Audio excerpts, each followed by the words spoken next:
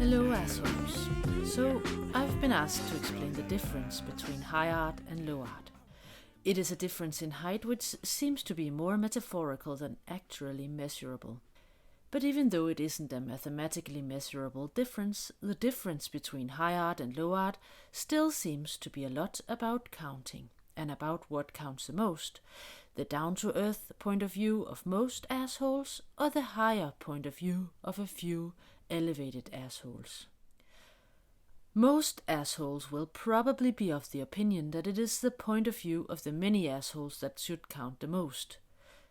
They may also argue that such are the ways of a democracy.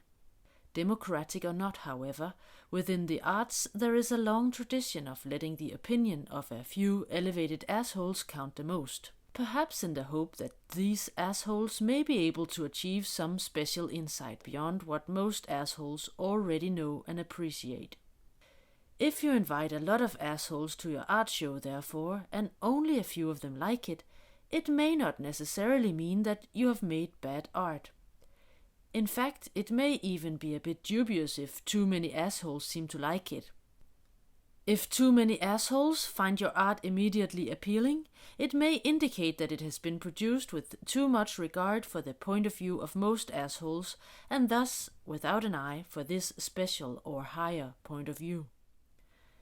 But sometimes most assholes seem to feel that the special insights of the few elevated assholes is just so high in the sky that it is forever beyond them. In 1837, the literary critic Charles-Augustin Sainte-Beuve gave that sky high a name when he suggested that the poet Alfred de Vigny had withdrawn into his ivory tower. Since then, this ivory tower has come to represent all art or thinking that seems too elevated and too far out of reach of most assholes. Even though a view from above may be spectacular and enlightening, it seems Sainte-Beuve just won't count it in if you are not able to pass this enlightenment down to a level that most other assholes will be able to grasp.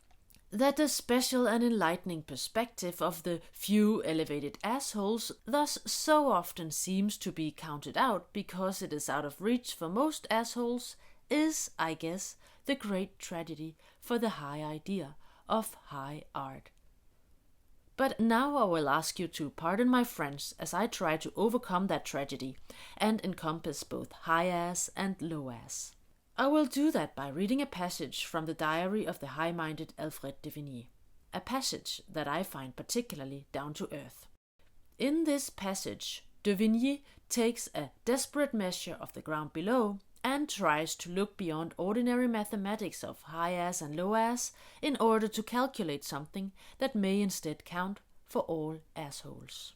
So, on the 20th of August 1830, Vigny wrote in his diary that le jour où il n'y aura plus, parmi les hommes, ni enthousiasme, ni amour, ni adoration, ni dévouement, creusons la terre jusqu'à son centre.